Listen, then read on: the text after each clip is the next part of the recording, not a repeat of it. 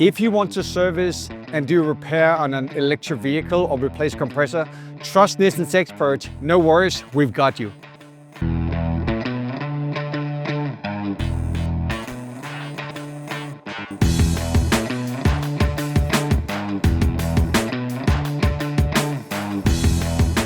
Today we're going to be looking at the Peugeot e-208 electric vehicle. What we've been told from the owner is that the compressor does not work. He experienced that because during the winter time it wouldn't heat up the vehicle.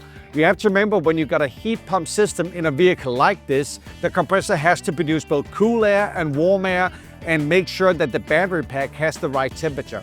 So what we're going to do is going to replace the compressor. We're going to put the diagnosis in place, and we're going to make sure that we flush the system without removing a single component. So when the car actually goes back on the road and the system is working, we know that the system is absolutely clean.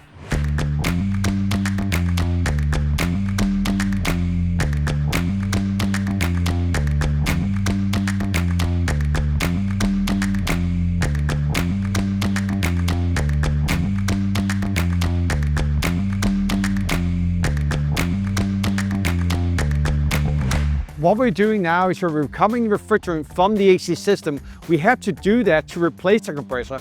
Once you've done that, we're going to be flushing it with this specific AC unit. There are different ways of doing that, but this time we've chosen to use a specific unit to do it. The reason why we've chosen this AC machine is that we can actually flush the system, drain the oil without removing a single component.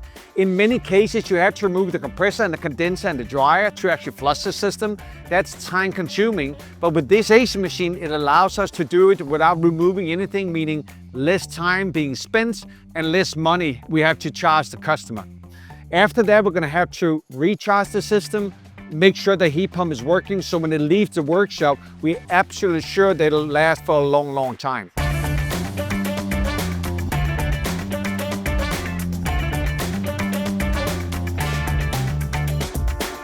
What we're trying to explain to you right now is that the flushing procedure we got going on right now, the possibility for us to do it without removing a single component is done because we fill up the entire system with liquid refrigerant.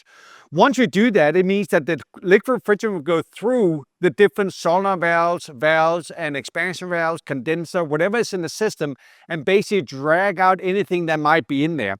So therefore, we actually able to do that without removing a single component. In many cases, you do need to remove the compressor and the condenser to do the flush. But with this, because we're flushing with a very low pressure and filling up with liquid refrigerant, we can actually carry out everything at the same time as we actually carry out oil, debris, any kind of additive that should not be in there. Remember, you're not allowed by the OE to add UV dye to a heat pump system. That is simply not doable because it will void any warranty. So that's why with the machine we're using today, we can in general flush any system without it taking more than 1 hour. We have to remember that even if you do a flush, if you don't trust that your electronic solenoid valve or your expansor valve or anything else in the system that might cause a restriction, that you think there's still any kind of debris or contamination, you do have to remove that component and replace it. The flush is great and has to be done, but you have to remember that if there is any chance that there's still debris left in the system or in a specific component, you do need to remove it and replace it.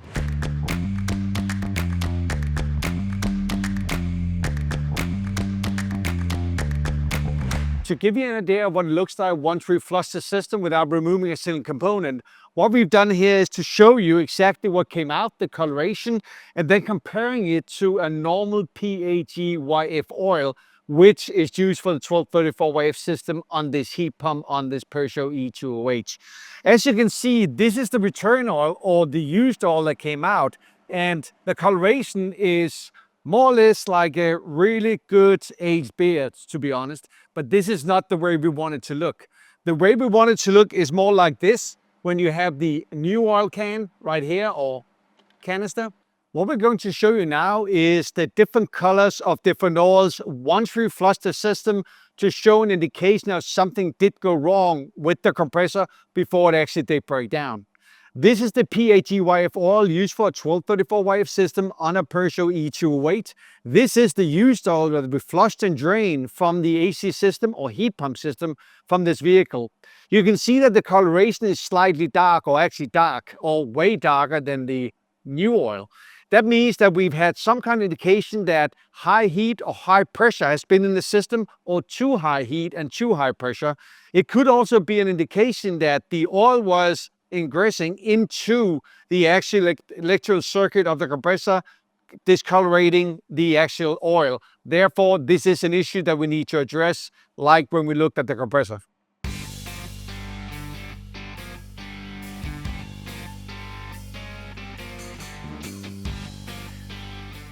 Remember, when working on electrified vehicles like the Peugeot E208, to follow the guidelines from the manufacturer of the vehicles to make sure that you follow all safety precautions. Also make sure that you follow local regulations and use a certified electrified technician to do the service or repair.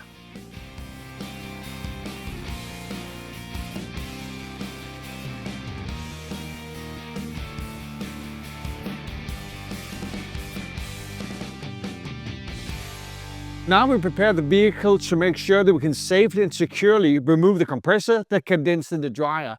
In this case, the compressor is right here. We just remove the wheel and then it's fairly easy to get into it. Secondly, we're going to have to remove the condenser, which is right up here underneath. And the last thing we're going to do is replace the dryer. The dryer, every time we open up an AC system or heat pump system, always has to be replaced.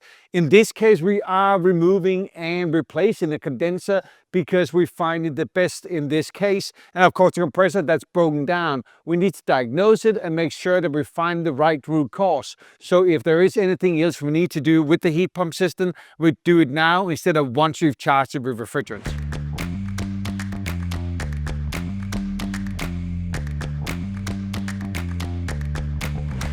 So now we've actually taken off the parts. We've looked at the compressor and we've diagnosed what was actually wrong and the issue with the insulation. So what we're going to do now, we're going to open it and show you exactly what we found out when we actually took it apart.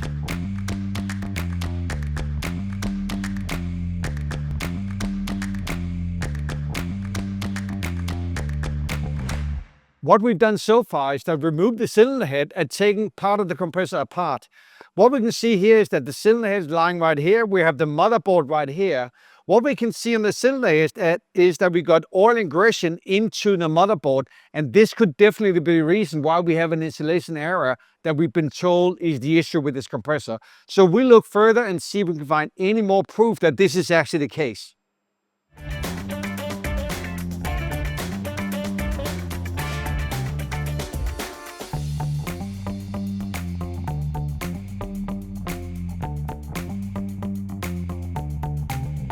Now we've removed the condenser from the vehicle. As you can see, it looks fairly nice. There is some debris on it, but just to make sure and to be on the safe side, we will replace it even though we did flush the system. We just want to make sure that this is a heat transferring product that does protect the compressor from overheating. So therefore, we don't want to take any chances with a fairly inexpensive product to damage something that's even more expensive. So therefore, we will be replacing it.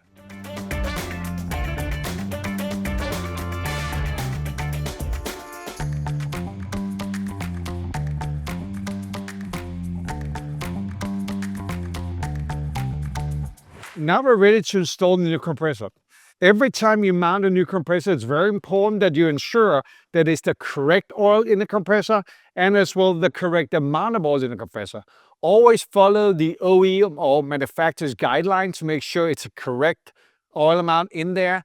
Always make sure to drain the oil, get the right amount and add it. But also make sure that it is the right quality of oil, especially with electric vehicles, because it could cause insulation problems.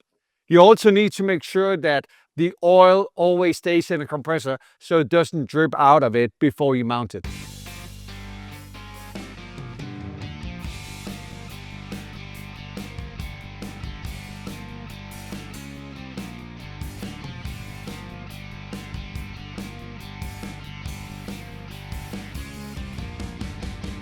Once you're ready to mount the dryer on the vehicle, make sure that the caps are always on there, because on 1234 wave systems, air is reactive to 1234 wave. Therefore, it's important that the dryer that's supposed to remove air, moisture, and so forth is actually kept intact before you mount it.